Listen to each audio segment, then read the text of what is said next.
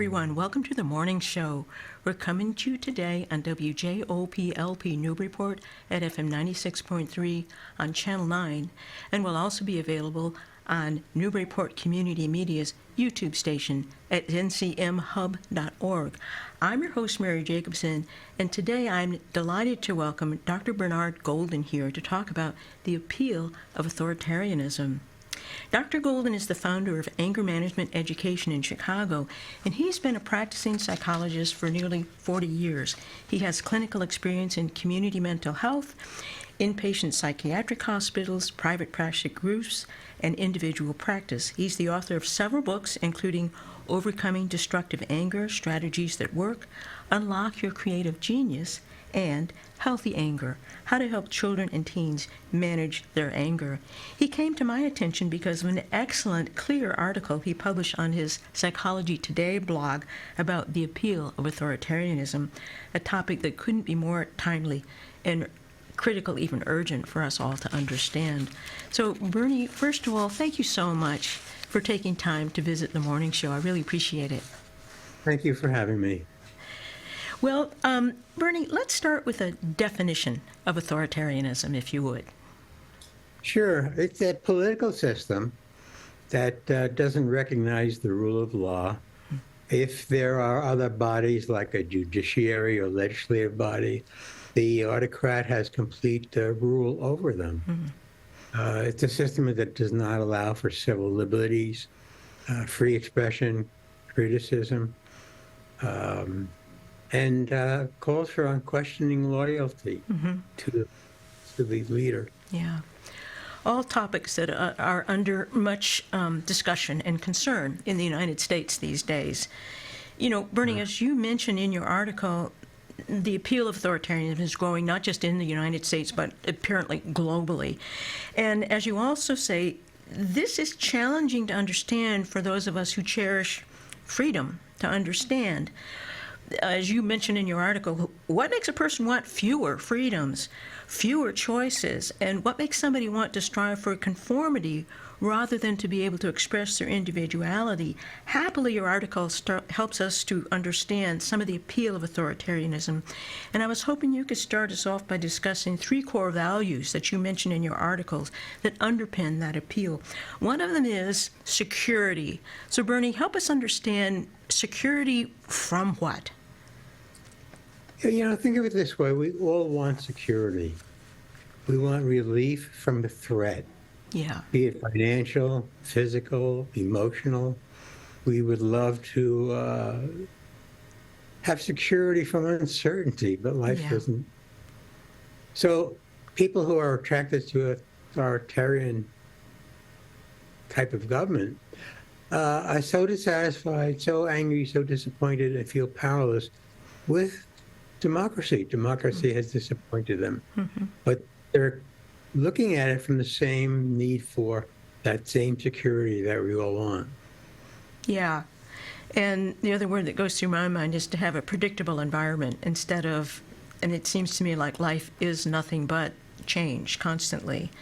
And that leads to a certain amount of anxiety because changes by definition can be unpredictable. So that's one of the core values, people who strive, even if perhaps unrealistically, to have a very predictable environment, something they feel like they can count on. The second value that you talk about is conformity. And I was curious, Bernie, if you could talk about conformity to what norms, roles, or standards as defined by who, and why is diversity so threatening through would-be authoritarians? You know, I was thinking more to how to explain that, and I was thinking about a concept called stranger anxiety that infants and children experience. Yes. They are leery, they pull back, they withdraw from people who are not familiar to them until they get accustomed and then feel more safer. Fast forward, children, teens also get messages. I've often asked clients, did you grow up with a house with a thick door or a thin door? Thin door means people are coming and going, friends, neighbors, all kinds of people. Victor is there's us and there's them. Yeah. And people internalize the definition of their particular tribe. It might be just our family. Yeah. It might be just our religion, our block, our region, our country. And so then we have our family, and then everyone else is the other. Yeah. Yeah, that's interesting, Bernie, because almost it's a good metaphor, I think, because a thick door is thick. It's a barrier. And if your family has a thick door, it kind of even implicitly sends the message there's danger outside. That's why we need a thick door. Whereas if you have a thin door, it's more porous. It reminds me of somebody I knew once who told me that she grew up and her parents didn't like her to have friends over because they said, we don't need the extra people. And I thought, extra people, what's that? But it kind of follows what you're saying. So. Right. Well, and that's what creates the discomfort with diversity. Right, that's right. Well, the third value is loyalty that you discussed, Bernie, and particularly loyalty to, I'm going to put strong in quotation marks here, but strong leaders. And how is strength defined in the kind of leaders that people drawn to authoritarianism are magnetized by? People who are attracted to loyalty to a leader, they want a hierarchy. They want order. They want organization. Some people become policemen for that reason. Some people become, get in a corporation, you have a ladder. So there's a hierarchy. And years ago, they did a study asking women, about 20 years ago, would you prefer someone who's like Tom Hanks or John Wayne? But 20 years ago, you would think that women were more open. They preferred John Wayne. Oh, dear. It's someone who is thick-skinned, less compassionate. Our humanity includes feeling weak, having a range of emotions. That's what makes us human. Yeah. We have frailty. We have failures. And so people who want to minimize, deny, and run away from that try to get rid of it in themselves and then admire someone who is idealizing that. And they, in turn, can idealize that person. So that's the basis of that kind of loyalty.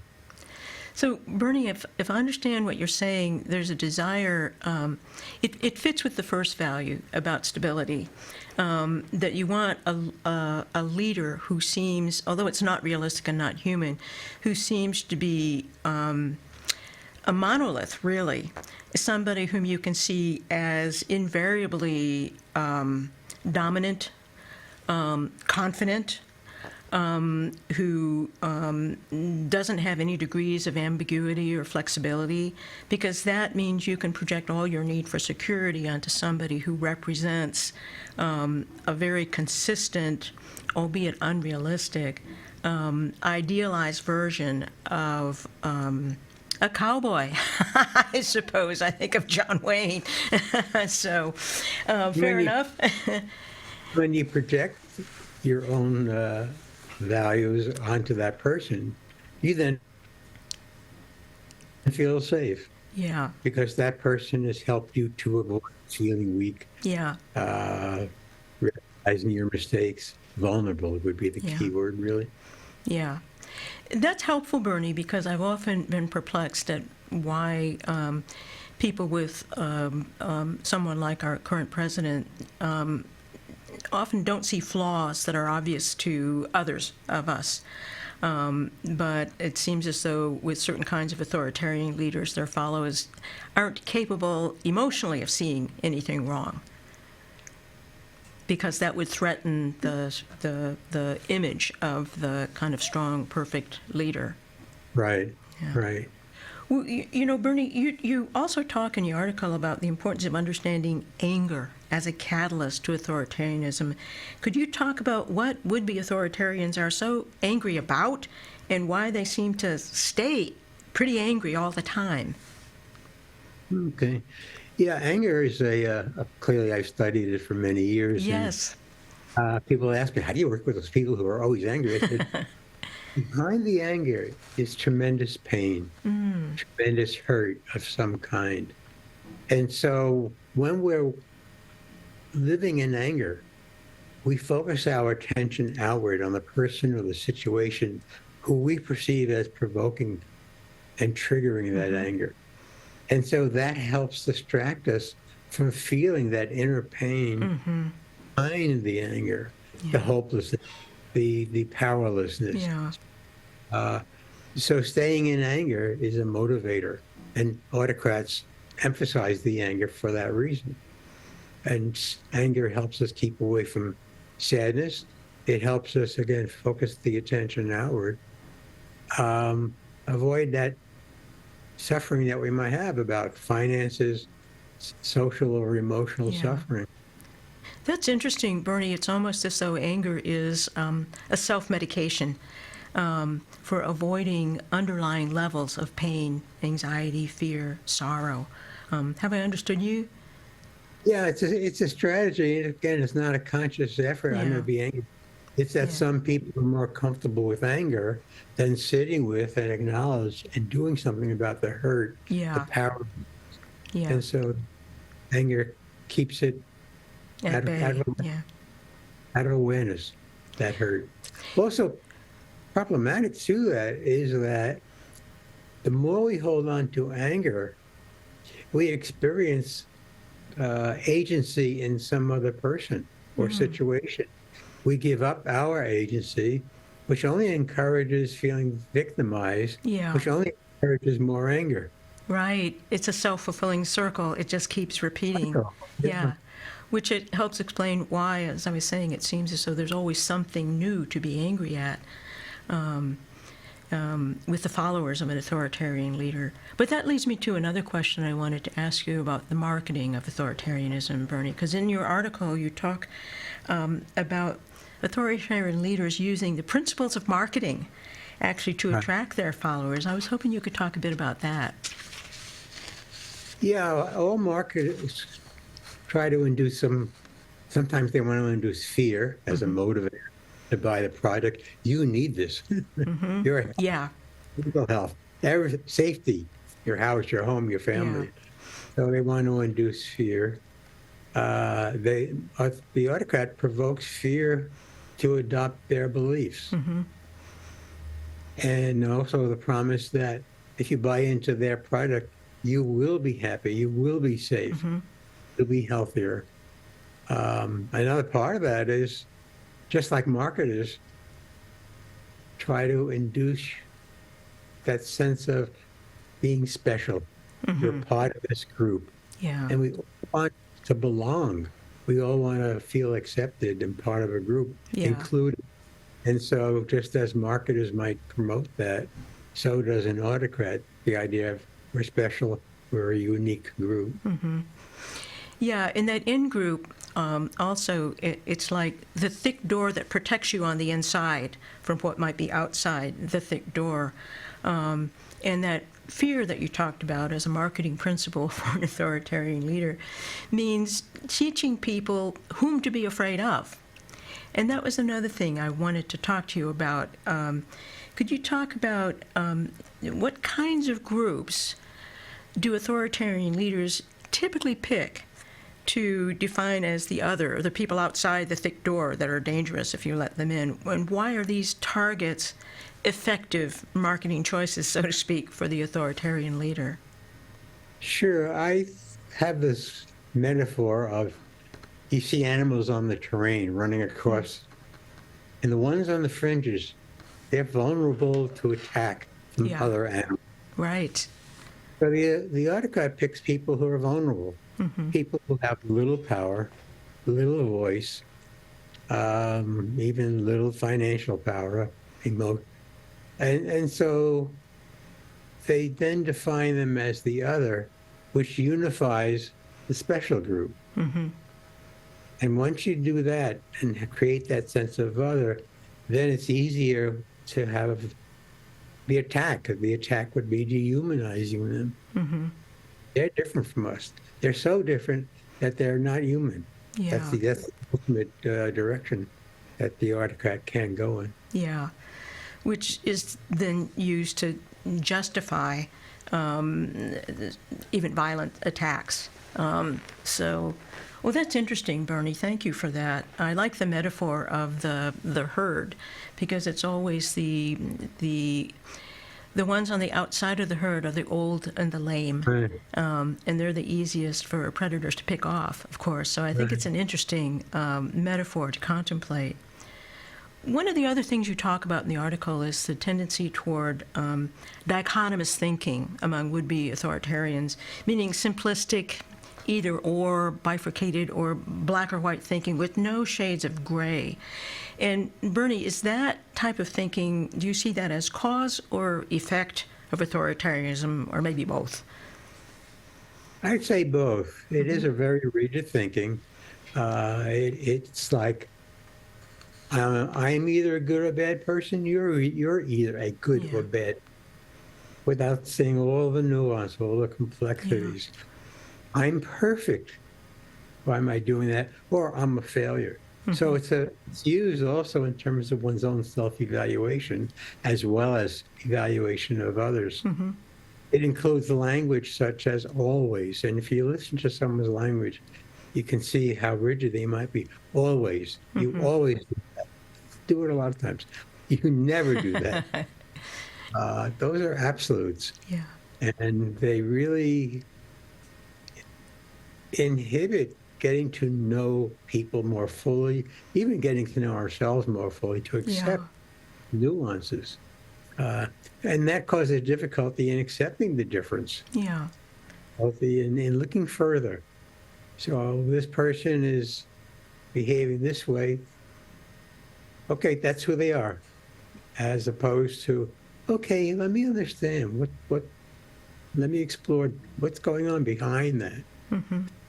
There's no inquiry or interest with that kind of thinking. Yeah. Again, it may not be a conscious choice to think that way, but it works well.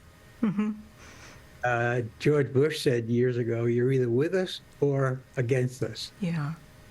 And I remember telling parents that a workshop I provided was, if you tell your child that his friends are either good or bad, they're with us or against us, the child's going to have a lot of conflicts with friends. Yeah. And the child might have fewer friends. Yeah. Because yeah. Because you have to kind of winnow the group then. But it also reinforces that sense of us and them. You know, a humanized self and family group, or the group inside the thick door, and everybody else then is the other, and you'll never find out what you have in common with them, which strikes me as a way to impoverish your experience of life. And that's only going to reinforce that feeling of being alone, lonely, sad, you know, all those painful emotions that you were talking about. So, were you going to say something, Bernie? Yeah, it solidifies the us versus them, and of course, we're the better, we're the good people, those people. Right. And it's interesting, when I took a trip to Paris a few years back, I was trying to review some of the French I had in college. Forgot most of it, but I lined up some key phrases. And I loved being able to say a few words. Uh-huh.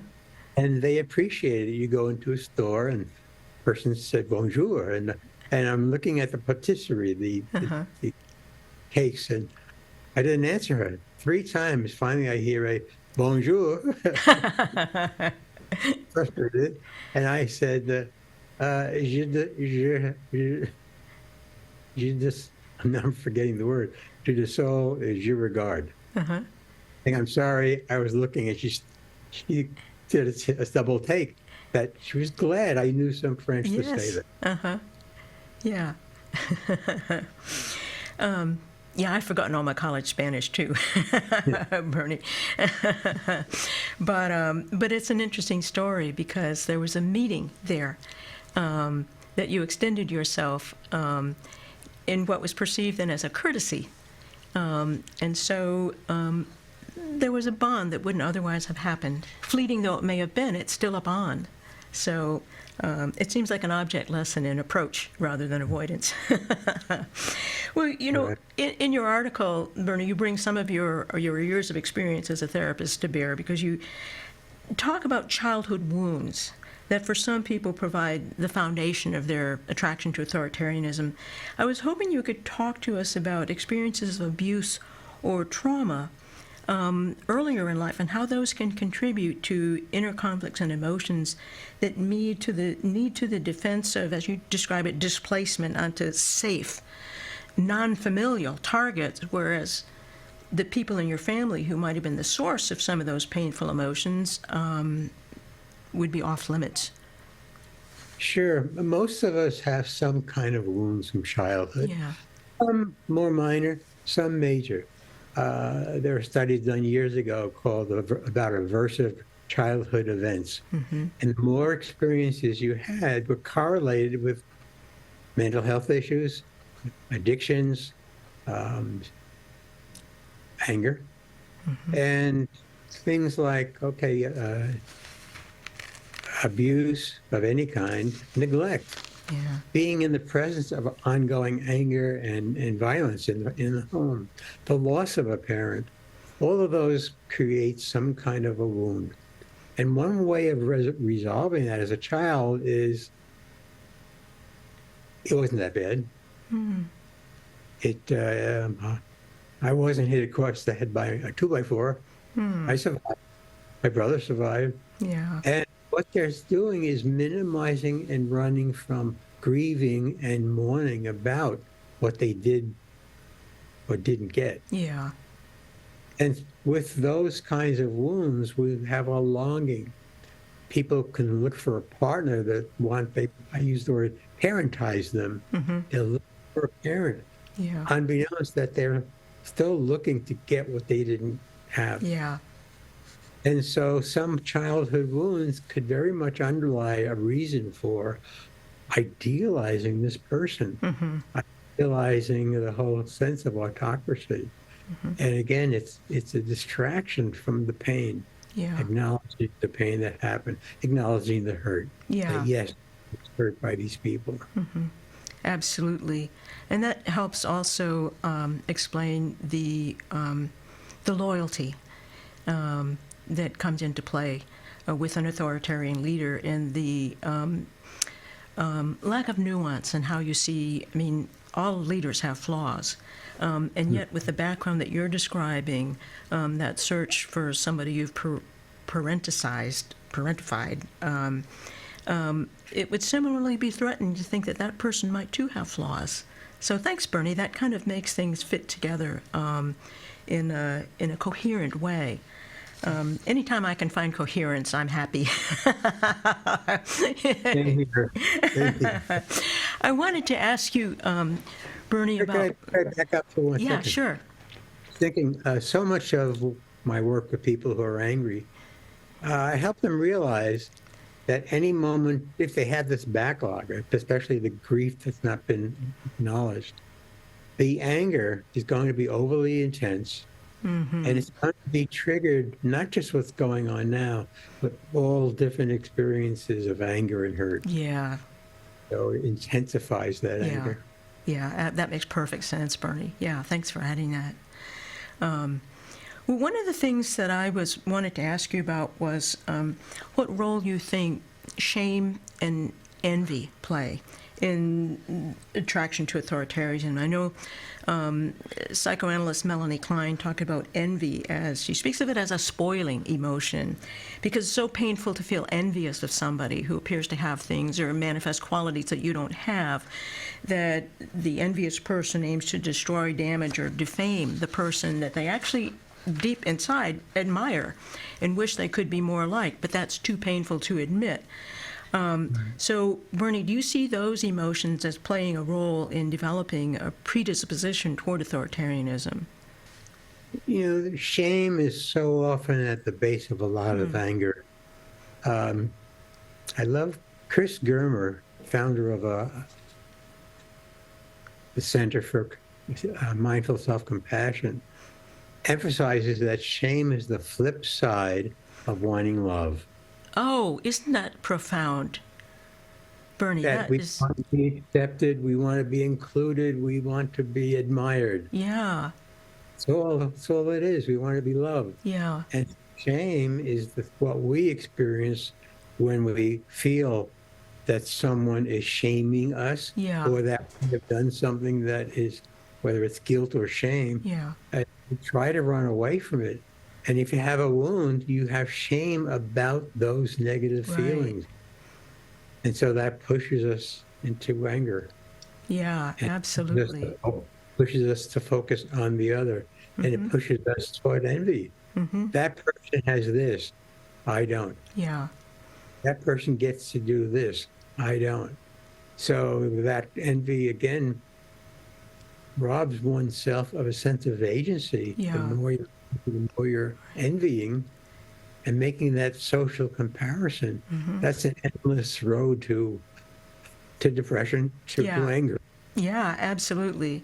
To depression and despair, and to defend against that, then the anger, that's a very consistent theme in everything you've been saying about authoritarianism, Bernie. Well, following up on everything we've been talking about, it appears to me that what authoritarianism is really marketing to people is kind of short-term, not particularly effectual remedies for inner pain and longings. And people can be drawn to those, thinking that it's and not even thinking, not consciously choosing them, but what it's not is a supportive outlet for those feelings. What it's not is offering avenues to heal whatever feelings of abandonment, pain, or whatever it is that causes us to suffer in our psyches and our souls. So generating grievances and then clinging to them is very human, obviously, but it doesn't yield creativity or problem solving, Bernie. And I think what I'm asking you at this point is whether a worldwide trend toward greater authoritarianism is really demonstrating a sprawling mental health crisis. A sprawling living crisis, a mental health crisis. Yeah. The uncertainty of the world has increased, and people are overwhelmed with that. The democracies had shown promise, but people aren't, they're dissatisfied and frustrated with the price of that promise. And so I've seen a lot of men who preoccupy themselves with video games. And I think it's a way of distracting from turning inward. Yeah. I think of groups like ISIS or militia groups, or they were talking about young men voting more for Trump, looking for some camaraderie, looking for some connection. Yeah. And I think people are craving connection, but experiencing a lot of isolation. And so sometimes they'll play those video games and they really actually play with other people. Yeah. In lieu of creating in life face-to-face connections. Yeah. Is much more problematic, challenging, and leads us to feel vulnerable. But in terms of general tendencies, much more isolation, much more uncertainty in the world, and a discouraging experience with the democracies. In Europe, the same kind of reactions occurring. Yeah. One of the things that's related to a living crisis is also, one might think of it as a spiritual crisis. You talk about Erich Fromm's Escape from Freedom, a book that was, came out and was very popular in the 1950s, post-World War II. And remind us what Fromm saw as the deeper layer of fear that troubles people who turn to authoritarianism for reassurance. Escape from Freedom is an attention-getting title because we talk a lot, right, especially in the United States, about freedom and how important freedom is. But he chose that title for a reason. So I was hoping you could talk a little bit about what Fromm says about this underlying dimension of what helps people turn toward authoritarianism. He emphasized that freedom is a double-edged sword, so to speak, that too many choices create anxiety. In many books I've read about freedom, one of the metaphors they offer is you go into the library with thousands of books and you want to select one. Yeah, I know. Can make your head hurt. Right. Yeah. At times, too many choices could create anxiety. Yeah. I saw a study years ago where a supermarket had 8 different types of tomato sauce. When they reduced it to 3, they sold more. Well, interesting. Yeah. But his emphasis was that individuation is lonely. Looking at yourself and reflecting on your inner spirit, your inner authenticity, your goals in life, you feel isolated. As a writer, I was, especially in the summer in Chicago, I want to go outside. I want to be out only a few more weeks before it gets cold. And there's the loneliness of writing, but also discipline is freedom. I want to write. I like the writing. And my compromise was I go to the lakefront, be amongst people who are enjoying the water, the weather. I feel human again. Now I can go back. So it is a sense of isolation versus connection. And so freedom has both of those. Yeah. It makes me think about we need a balance. We need to be individuals in order to feel fulfilled, in order to find what's gratifying to us, whether it's in a relationship, whether it's in work. But when we veer off into modes of work or ways of living that isolate us from others, well, it's like the people who go to coffee shops with their computer and their headphones, and they're in the little computer bubble that we live in so much of the time in our current society. But we've taken it, it's like your walk to the waterfront, but we take that off and recreate the bubble when we at least are around other people, which gives us some degree of a feeling of community with others. So we really need both. And perhaps the feeling of community is undernourished in our current society. And some of that feeling of being part of an in-group then that we were talking about earlier would be a powerful draw to people. May mean I have to live behind a thick door, but at least I have other people inside the thick door with me, and we're all good people, and we're all like one another, or we pretend to be like one another, even though we probably have great differences. So it is the healthy resolution. The interdependence. Yes, yeah. Of course, that's a lot of what Buddhism talks about, that everything in existence is interdependent. And so it can break down some of those walls and say there is a thick door is an illusion. Well, Bernie, this question, it's a big one, and we can't really explore it very much, but you talk about a little bit in your article about misinformation and disinformation, and it's an enormous challenge in the world we live in right now. It seems to grow vaster and more perilous with every passing day. And so how do you see this as contributing to a turn toward authoritarianism?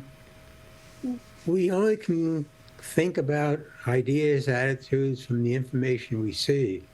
If you have, let's say, dichotomous thinking, you're prone to that. You will not go and research different perspectives. Right. And the people who promote one side do their best to capture you, to capture your attention, to capture your eyeballs. Yeah. Chris Hayes wrote a book recently about attention, and that is the resource we all have. It's one of our most sources. And so when our eyeballs are fixed only in one source of information, we're going to believe it. We're going to follow it. And if we're afraid of the other and their news sources and what they're going to say, it's almost like if I see something, I'm going to be pulled into that. So let's not even. It's that fear of the other and then threat, basically. Yeah. That makes perfect sense, and it's an enormous challenge, I think, because when we're looking at only certain news sources, as we were talking about earlier, they're marketing things to us so that we'll keep following them. And it takes moving our eyeballs somewhere else that may feel kind of threatening and uncertain, all the things we've been talking about today that can make us feel afraid. So it's a huge challenge. Go ahead, Bernie. I want to emphasize the idea of threat, which I didn't clarify before. That childhood trauma leaves a physiological sensitivity to feeling threatened. Yeah.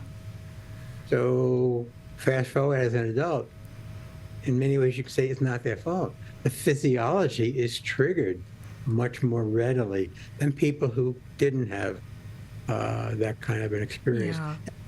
People have that experience and follow all kinds of political systems. So it's not just, but that tendency to feel, the quickness to feel threatened. You know, it's like you can't say, well, list the ABC. Everyone who has ABC, those factors, they're going to be authoritarian. No, it's just so many factors involved, as we've been talking about. Yeah. Which, you know, to sum up everything we've been talking about, Bernie, is it's really complex, you know? And there's a lot of factors. It is important for us to understand. Well, that's what I wanted to ask you about as a final question. It's kind of a summing up question. It is very complex, and it requires lots of different frameworks, I think, and levels of thinking about human psychology and emotion. But in your opinion, why is it important for us to turn toward that complexity in order to try and understand what it is that is drawing people into authoritarianism rather than to ignore it, just wish it would go away or just kind of like pretend it's not there? Why is it important for us to make the effort to try and fathom that complexity? When we look beyond the anger, beyond some behaviors, we look for what is propelling this person. We look for understanding, and we humanize that person as opposed to dehumanize them, as opposed to seeing them with one broad stroke. Yeah. We into that complexity. The more we look at our own complexity, the more real we become, the more authentic we can be, and the more we can look at others. Then we can know what is meaningful for these people. These people, what is meaningful for this group. And the same thing with anyone we're talking to. If we're having a conversation, if you're really listening, there's a play back and forth between I'm listening to you, I'm not thinking about what I'm going to say next, I'm not thinking about I got to go do this errand. I'm really being present with you, and looking beyond the anger, looking beyond some of the behaviors is really listening. Which is one of the most important virtues I think a human being can have, Bernie. And I know as a therapist, it's an important part of your way of working with people and an important value for you.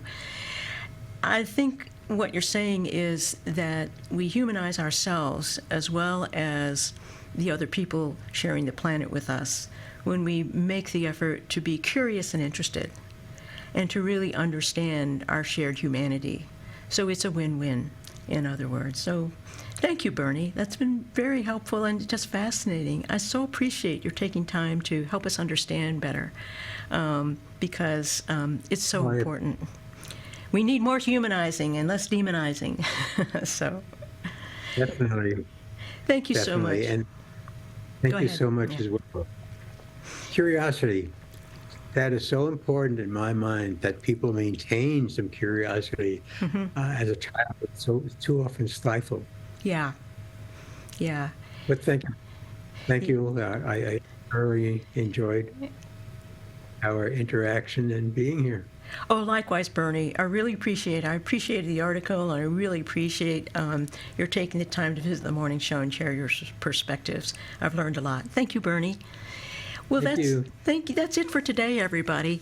Please join us again next Thursday at 9 for the morning show. Until then, everybody, be well and be curious. Farewell now.